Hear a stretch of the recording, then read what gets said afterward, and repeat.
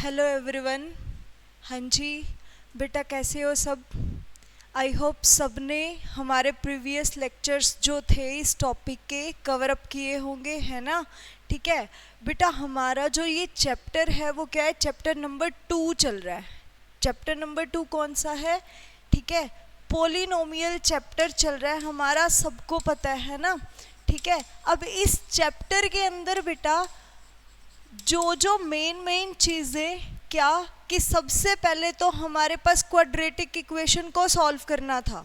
ठीक है, quadratic equation को जो सॉल्व करना था वो हमने लास्ट क्लास में सारी चीज़ें कवर अप कर ली कि किसके कैसे रूट्स फाइंड आउट करते हैं, क्या करते हैं, है ना? ठीक है, अब नेक्स्ट जो आता है बेटा कि हमारे पास कोई भी क्वाड्रेटिक इक्वेशन होती है, ठीक है, इसके रूट्स को फाइंड आउट करना हमने लास्ट क्लास में सीख लिया।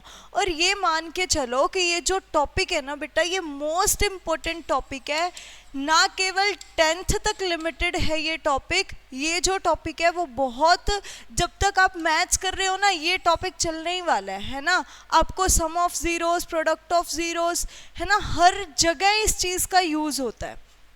अगर अभी बेटर तरीके से सीख लिया तो ये चीज़ आगे बहुत काम आने वाली है। ठीक है, अब यहाँ पे क्या सीखने वाले हैं आज? ये हमारे पास एक इक्वेशन है, ठीक है, ax² plus bx plus c। अब यहाँ पे ये है कि देखो, सबसे पहले तो आपने फॉर एग्जांपल ये हमारे पास एक इक्वेशन थी, हमने लास्ट क्लास में इसके रूट्स फाइंड आउट किए। रूट्स कैसे फाइंड आउट होते हैं सबको पता है, फर्स्ट और लास्ट की मल्टीप्लाई 2 × 3 होती है। तो हमने इसके रूट्स फाइंड आउट किए थे, है ना?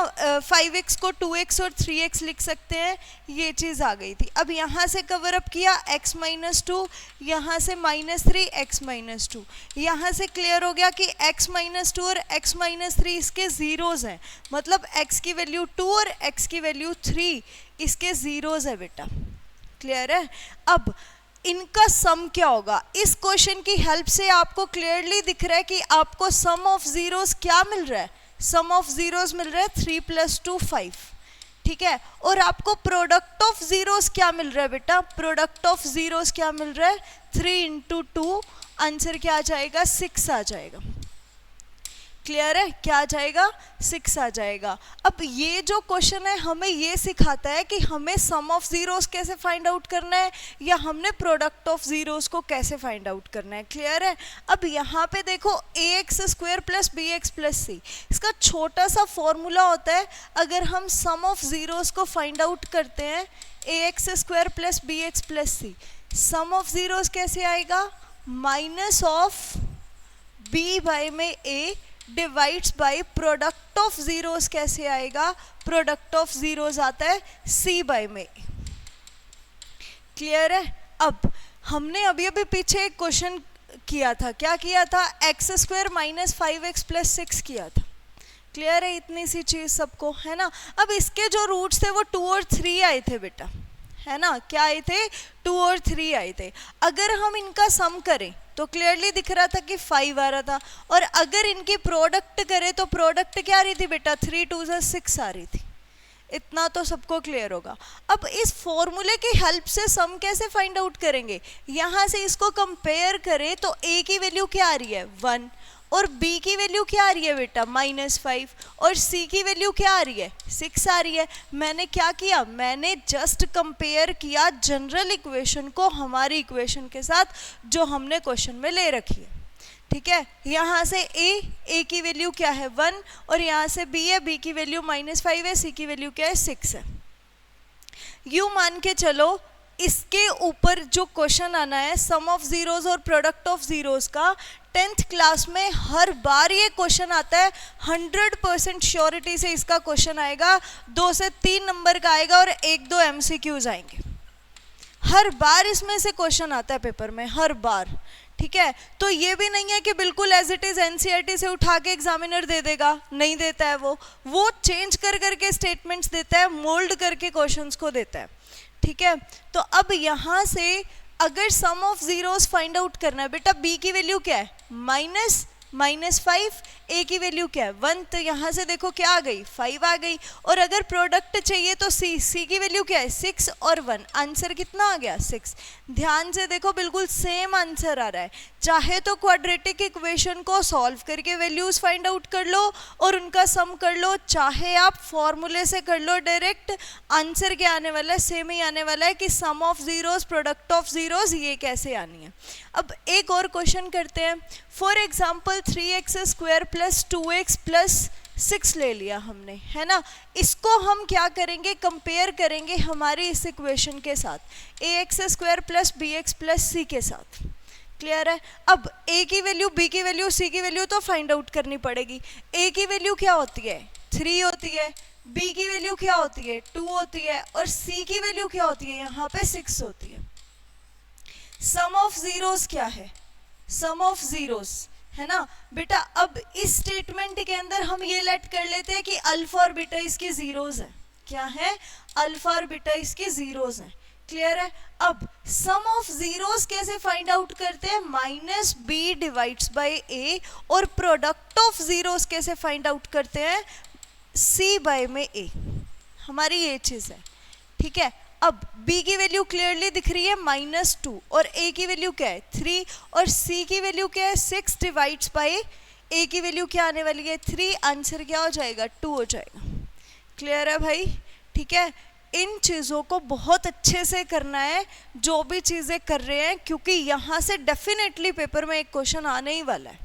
अब ये हो गया सम ऑफ जीरोस, ये हो गया प्रोडक्ट ऑफ जीरोस, ठीक है। और सम ऑफ जीरोस को बेटा अल्फा प्लस बीटा लिखते हैं, और प्रोडक्ट ऑफ जीरोस को क्या राइट करते हैं, अल्फा बीटा राइट करते हैं। क्लियर है। अगर मैं ये बोल दूं कि सेम इसी क्वेश्चन में इसकी वैल्यू को फाइंड आउट करो, किसकी, अल्फा प्लस बीटा, और साथ में मैं ये बोल दूं कि मुझे इसकी वैल्यू भी चाहिए। आजकल जो क्वेश्चन आ रहे हैं एग्जाम्स में, ठीक है, वो कैसे आ रहे हैं बेटा, इनको मोल्ड कर करके दिया हुआ है। सम ऑफ जीरोस और प्रोडक्ट ऑफ जीरोस को ऐसे सेट कर देता है, यूज तो उसी का ही होगा, लेकिन क्या होगा कि हमें इनको पुट करके अच्छे से सेट करके फिर पुट करना पड़ेगा। अब अल्फा प्लस बीटा की वैल्यू यहाँ से क्या रखी थी, -2/3 आ रखी थी, और अल्फा बीटा की वैल्यू क्या रखी थी 2। अब इसका एलसीएम ले लो, 3 - 2, 3 2 क्या होता है 6, क्या हो जाएगा 4/3 हो जाएगा। क्लियर है भाई, ठीक है। अब नेक्स्ट जो क्वेश्चन है आप उसके अंदर ये देखोगे, देखो क्या कह रहा है ये, हमें क्या चाहिए इसके अंदर, ध्यान से देखना। ये देखो, ये जो क्वेश्चन है ना, इसके अंदर क्या कह रहा है कि अल्फा इसका 0 है और 1/अल्फा इसका 0 है। हमारे पास ये स्टेटमेंट दे रखी है बेटा, ऐसे क्वेश्चंस आ रहे हैं पेपर के अंदर, ठीक है। बिल्कुल सिंपल नहीं आएंगे, ये एक्सपेक्टेशंस छोड़ दो कि बिल्कुल सिंपल क्वेश्चन पेपर में आने वाला है, नहीं आता। सीबीएसई के बोर्ड एग्जाम्स में तो नहीं आएगा बेटा, ठीक है।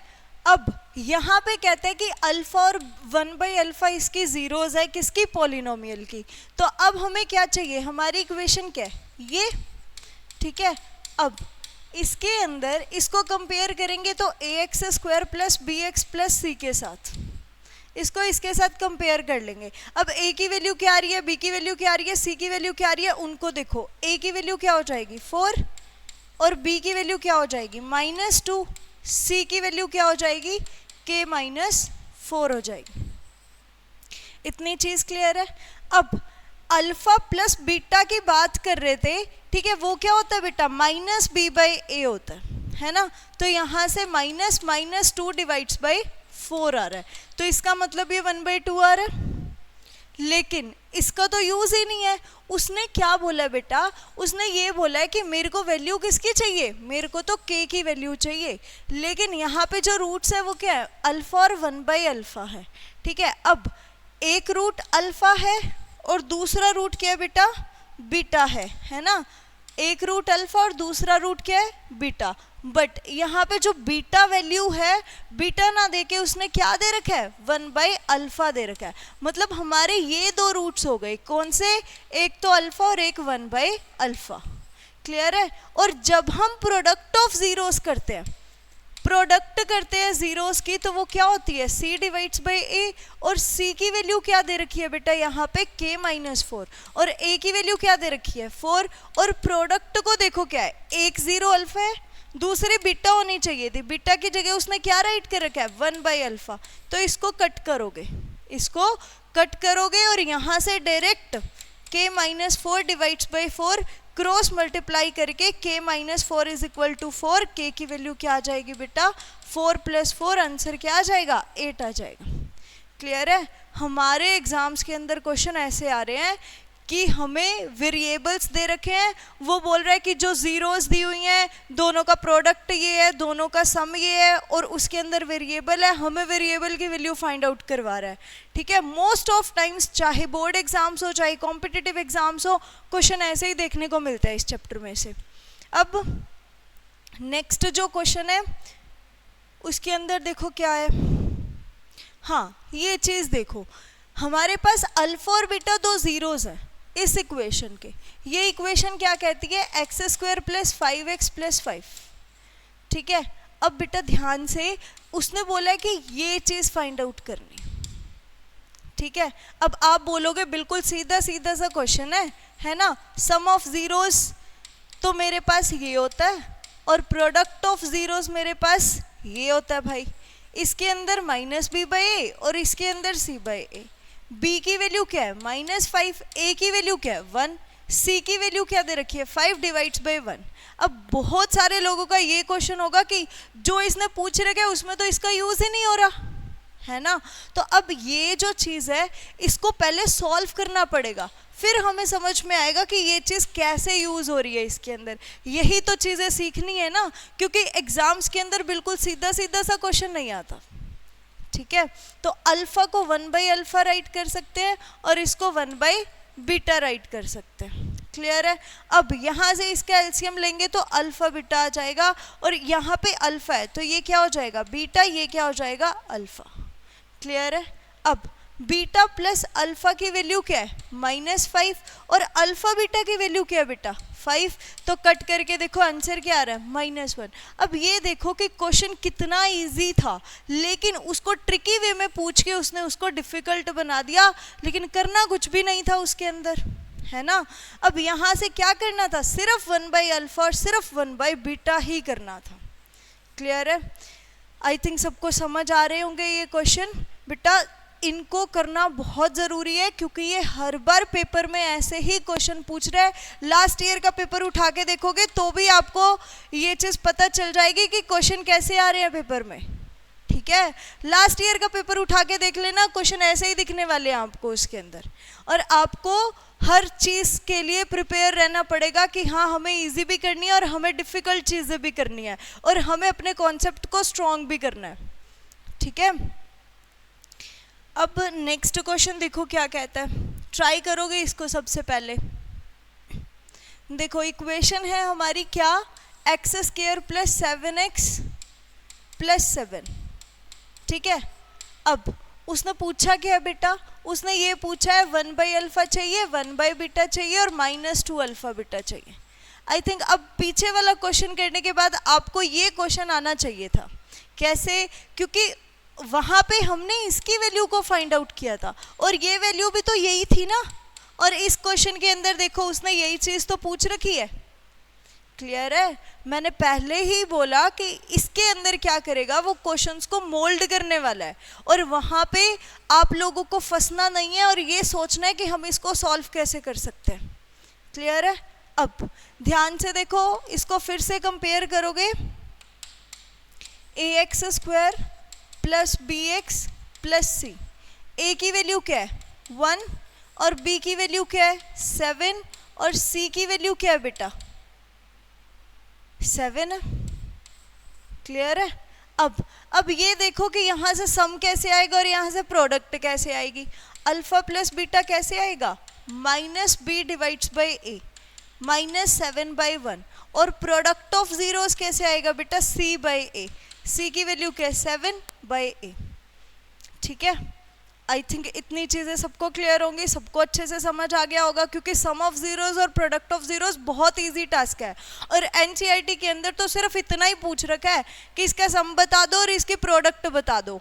फिर क्या एक्सपेक्ट कर रहे हो कि एनसीईआरटी से क्वेश्चन कॉन्सेप्ट पे बनेगा, ठीक है, बट ईजी नहीं बनेगा, इतना ईजी भी नहीं बनेगा जितना ईजी बुक में दिया हुआ। अब यहाँ से देखो इसका एलसीएम क्या होगा, अल्फा बीटा। अब इसका एलसीएम लेंगे तो बीटा प्लस अल्फा माइनस में 2 ऑफ अल्फा बीटा। क्लियर है। अब अल्फा प्लस बीटा की वैल्यू क्या रखी है बेटा, -7, और अल्फा बीटा की वैल्यू भी क्या है 7, -2 अल्फा बीटा की वैल्यू क्या है 7 है ना। ये रहा, यहाँ से इसको कट करेंगे -1 -14, आंसर कितना हो गया -15 हो गया। क्लियर है, समझ आ रही है। ठीक है, अब ध्यान से देखो, इस क्वेश्चन को देखने से ये लग रहा था पता नहीं क्या ही पूछ रही है ना, लेकिन क्वेश्चन बहुत इजी था। सिर्फ इतना पता होना चाहिए कि सम इसका ये है, प्रोडक्ट इसकी ये है, उसके बाद बस एलसीएम लेना आना चाहिए, और कुछ भी नहीं करना है इस पेपर के अंदर। और यही क्वेश्चन पेपर में 3 मार्क्स दिला देता है बहुत इजीली। ठीक है, ऐसा ही आता है पेपर में। समझ आ रही है चीजें बहुत अच्छे से।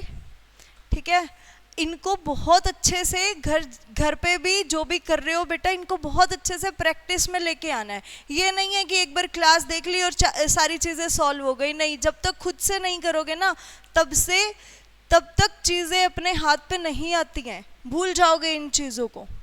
अब नेक्स्ट देखो क्या कहते हैं कि 1 0 ऑफ द पॉलिनोमियल दिस। ठीक है, ये जो 0 है वो क्या है, रेसिप्रोकल है किसकी, दूसरे वाले 0 की। 1 0 is reciprocal to the other 0। ठीक है, अब यहाँ पे क्या है, a² + 9x² + 13x + 6a। ठीक है, इसके अंदर क्या कह रहा है कि जो एक 0 है वो दूसरी 0 की रेसिप्रोकल है। मतलब वही कॉन्सेप्ट, अगर एक 0 अल्फा है तो दूसरी क्या है 1/अल्फा है। हमने पहले भी ये क्वेश्चन किया, बट वहाँ पे रेसिप्रोकल वर्ड ना देके वहाँ पे सिर्फ उसने अल्फा और 1/अल्फा बोला हुआ है।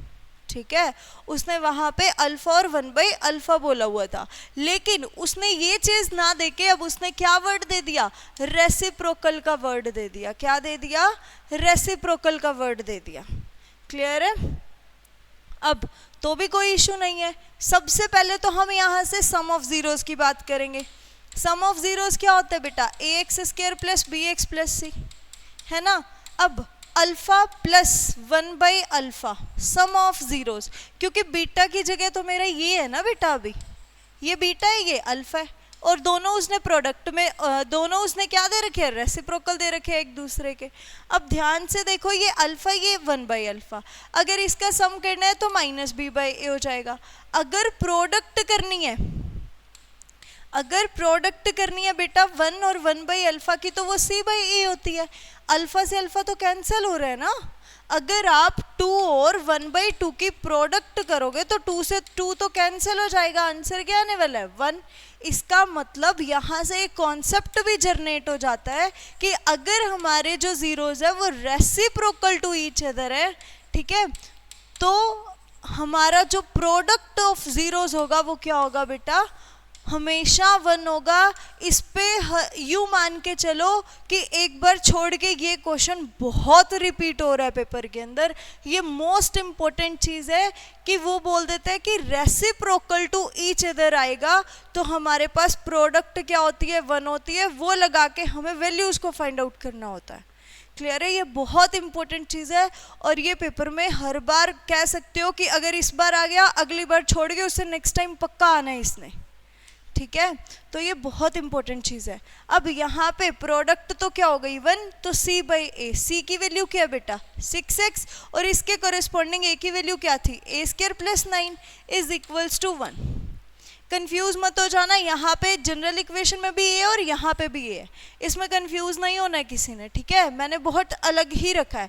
अब इसकी क्रॉस मल्टीप्लाई करोगे तो a² + 9 = 6a, तो a² - 6a प्लस में 9 आ गया। ठीक है, तो ये क्या हो गया बेटा a - 3 का होल स्क्वायर हो गया। तो यहाँ से a की वैल्यू क्या आ गई 3 आ गई। उसने यही वैल्यू पूछ रखी थी हमसे, है ना। उसने क्या पूछ रखा था, find the value of a। आज का बहुत अच्छा और सबसे इम्पोर्टेंट क्वेश्चन था ये। ठीक है, और ये जो यूं मान के चलो कि ये पेपर में आएगा ही आएगा क्वेश्चन, और इसको आपने 2 से 3 बार रिवाइज करना है इस कॉन्सेप्ट को। फिर जाके ये आपको याद रहना शुरू होगा कि अगर रेसिप्रोकल वर्ड आएगा तो फिर हमने ये करना है। समझ में आया? ठीक है, अब देखो इसके अंदर बहुत अच्छे से 1 0 थी, दूसरी उसकी रेसिप्रोकल थी। अगर एक 0 दूसरे की रेसिप्रोकल थी तो प्रोडक्ट क्या होनी थी? 1 होनी थी। इस चीज़ को बहुत अच्छे से नोट करके रखोगे आप। क्लियर है भाई? ठीक है, चलो नेक्स्ट क्वेश्चन पे चलते हैं। अब इसके अंदर क्या कह रहा है बेटा कि if the product of the zeros is 4। अब बहुत सिंपल क्वेश्चन है। क्या कहता है कि अगर हमारे पास प्रोडक्ट ऑफ जीरोज 4 दे रखी है, अगर हमारे पास प्रोडक्ट ऑफ जीरोज 4 दे रखी है तो हमें एक ही वैल्यू चाहिए, है ना? क्लियरली सबको पता है क्या कि अगर प्रोडक्ट ऑफ जीरोज का मतलब क्या होता है? C बाई में A। क्या मतलब होता है इस चीज़ का? C divides by A। तो ये A है, ये B है और ये C है ना? अब C की वैल्यू क्या है? -6 डिवाइड बाई A की वैल्यू तो A ही दे रखी है यहाँ पे। प्रोडक्ट ऑफ जीरोस दे कितना रखा है? उसने 4 दे रखा है। क्लियर है? तो अब इसकी क्रॉस मल्टीप्लाई करोगे, 4A is equal to -6, A की वैल्यू क्या आ जाएगी? -6/4। 2 से कट करोगे यहाँ से 3 आ जाएगा, तो A की वैल्यू क्या आएगी? -3/2 आएगी। क्लियर है भाई? है ना? बहुत इजी, बहुत अच्छा कॉन्सेप्ट से लिंक्ड क्वेश्चन था कि ये अगर देखो यहाँ पे सिर्फ उसने प्रोडक्ट की बात करी, वो यहाँ से तुम्हें सम की वैल्यू भी पूछ सकता था, वो ये भी पूछ सकता था यहाँ पे तो प्रोडक्ट है, मेरे को आप सम ऑफ जीरोस बता दो अल्फा प्लस बीटा, है ना? और अल्फा प्लस बीटा की कोई ना कोई वैल्यू दे देता और आपको पता है कि -b/a ये आ जाता, मतलब फिर से 6/a और यहाँ पे कुछ और वैल्यू दे देता। इस कॉन्सेप्ट पे भी काम कर सकता था वो, है ना? वो सम भी दे सकता था, वो प्रोडक्ट भी दे सकता था और वो कोई और वेरिएबल की वैल्यू पूछ रहा है। ठीक है, समझ में आया? अब ये जो कॉन्सेप्ट है बेटा सम और प्रोडक्ट वाला, इसको भी बहुत अच्छे से करना है आपने। ठीक है, आज वाली क्लास के अंदर सारे मोस्ट इंपोर्टेंट क्वेश्चंस हैं। अब फिर से वही क्या कह रहा है कि if 1 0 of the quadratic equation is 2। बेटा याद है आपको इसकी फर्स्ट क्लास, है ना? उसने बोला कि एक 0 जो दे रखी है f ऑफ x, मान लो एक 0 उसकी 2 दे रखी है बेटा। ठीक है, फाइंड द अदर 0 और हमें p की वैल्यू भी चाहिए। क्लियर है? एक 0 तो 2 दे रखी है, दूसरी फाइंड आउट करनी है। ठीक है, और p की वैल्यू भी फाइंड आउट करनी है। अगर कोई भी उसकी 0 दे रखी होती है, मैंने फर्स्ट क्लास में कराया था ये, अगर कोई भी उसकी 0 दे रखी होती है मतलब वो उस चीज़ को सेटिस्फाई कर रही होती है और आंसर 0 दे रही होती है, तो हम इसके अंदर 2 को पुट कर सकते हैं +4, 2 2 ज़ा 4, 4 2 ज़ा 8 plus 2p + 4 is equal to 0। यहाँ से 2p + 12 is equal to 0। 2p की वैल्यू क्या आने वाली है? -12। कट करोगे बेटा p की वैल्यू क्या आ जाएगी? -6 आ जाएगी। क्या आ जाएगी? -6 आ जाएगी। अब वो यहाँ से हमें दूसरी 0 के बारे में पूछ रहा है, क्या हम सीधा प्रोडक्ट पे काम कर ले? प्रोडक्ट ऑफ जीरोज आपको पता है क्या होता है? C/A होता है ना? क्या होता है बेटा? C/A होता है। अब यहाँ से ये A है, ये B है और ये C है। C की वैल्यू कितनी है? 4 और A की वैल्यू कितनी है? 2। एक 0 कितनी दे रखी है बेटा? 2 दे रखी है, दूसरी उसने मुझे कुछ भी नहीं दे रखी, दूसरी तो मुझे उसके अंदर फाइंड आउट करनी है ना। अब यहाँ से इसको कट करोगे तो 2 of beta is equals to 2, beta की वैल्यू क्या आएगी? 1 आएगी। क्या आएगी? 1 आएगी। मतलब एक 0 तो 2 थी और दूसरी इसके अंदर 1 आ गई मेरे पास। आप p के साथ भी यूज कर सकते थे, लेकिन अगर p के साथ यूज करते तो बेटा पहले p की वैल्यू को पुट करते यहाँ पे। ठीक है, पहले यहाँ पे क्या करना पड़ता? आपको p की वैल्यू को पुट करना पड़ता, फिर उसके बाद आपको उसको सॉल्व करना पड़ता। लेकिन बेटर क्या था कि प्रोडक्ट का यूज कर ले, सीधा सीधा आंसर आ रहा था। क्लियर है? समझ आ रही है? चलो नेक्स्ट क्वेश्चन क्या कहते हैं इसका? बिल्कुल सिंपल, ये भी है ना। सिर्फ काम किस पे करना है? जो चीज़ें हमें गिवन है। X square minus 6x plus के, है ना, x square minus 6x plus के। अब यहाँ से सम ऑफ जीरोस फिर से क्या आने वाला है, A X square plus B X plus C. तो यहाँ से b की वैल्यू क्या आने वाली है बेटा, माइनस बी बाई ए, और यहाँ पे माइनस माइनस 6 डिवाइड्स बाई ए, ठीक है। और प्रोडक्ट ऑफ जीरोस क्या आने वाला है, के, ठीक है। अब हमें गिवन क्या है बेटा, हमें तो के की वैल्यू चाहिए, और हमें ये कंडीशन दे रखी है, एक हमें ये कंडीशन दे रखी है। ध्यान से इस क्वेश्चन में पहले तो सम ऑफ जीरोस की बात कर रहा है, फिर प्रोडक्ट ऑफ जीरोस की बात कर रहा है। उसने एक नया वेरिएबल सी और डाल रखा है उसके अंदर, ठीक है। और अगर नया वेरिएबल की वैल्यू फाइंड आउट करनी है तो उसको फाइंड आउट करने के लिए उसने एक कंडीशंस भी दे दी, ठीक है। इस कंडीशन के अंदर अगर मैं इसकी वैल्यू को यूज करूं, अल्फा प्लस बीटा की वैल्यू क्या है 6, क्योंकि ये क्या हो जाएगा, माइनस माइनस प्लस का 6 हो जाएगा। तो 6 का स्क्वायर माइनस 2, अल्फा बीटा की वैल्यू क्या है, के इज इक्वल टू 40। ये कितना हो गया, 36 minus 2k is equal to 40, minus 2k is equal to 4। तो k की वैल्यू क्या आने वाली है बेटा, यहाँ से माइनस का 2 आने वाली है। क्या आने वाली है, माइनस का 2 आने वाली है। बहुत इजी क्वेश्चन था, सिर्फ कॉन्सेप्ट के ऊपर था कि यहाँ पे आपको ये पता होना चाहिए कि अल्फा प्लस बीटा की वैल्यू क्या आने वाली है, और ऊपर से आपको ये पता होना चाहिए कि अल्फा बीटा की वैल्यू क्या आने वाली है। क्लियर है, बस सिर्फ इस चीज़ पे काम करना था हमें। और ये आपको पता ही है कि बिल्कुल स्टेटमेंट में है कि अल्फा प्लस बीटा ये होता है और अल्फा बीटा ये होता है। क्लियर है, चलो नेक्स्ट क्वेश्चन क्या है, ये नहीं, ये इस क्वेश्चन इसको नहीं करोगे, हाँ ये करोगे बेटा। ये तो बिल्कुल सिंपल है, आपको पता है ना, ये चीज़ तो बिल्कुल सिंपल है। 5x square plus 5x plus 1। अब मैंने ये चीज़ पूछ रखी है, मुझे ये चीज़ चाहिए, तो यहाँ से क्या होगा, 1 by alpha plus 1 by beta, है ना। अब इसका जो एलसीएम होगा बेटा वो alpha beta, beta plus alpha. यहाँ से वैल्यू फाइंड आउट करो क्या आने वाली है, अल्फ़ा प्लस बीटा क्या आने वाला है, माइनस बी बाई ए। और क्लियरली पता है कि ये वैल्यू ए होती है, ये वैल्यू बी होती है और ये वैल्यू सी होती है ना। अब यहाँ पे b की वैल्यू क्या है, माइनस 5 डिवाइड्स बाई 5 कट होके क्या आ गया, माइनस 1 आ गया, ठीक है। और प्रोडक्ट ऑफ जीरोस क्या होता है बेटा, c divides by a। c की वैल्यू 1 है, a की वैल्यू 5 है। क्लियर। अब इसके अंदर इस चीज को पुट कर दो, -1, यहाँ पे इसकी वैल्यू -1, और अल्फा बीटा की वैल्यू क्या हो जाएगी बेटा, अल्फा बीटा की वैल्यू 1/5 हो जाएगी। 5 ऊपर चला जाएगा, आंसर क्या आएगा, -5 आ जाएगा। क्लियर है।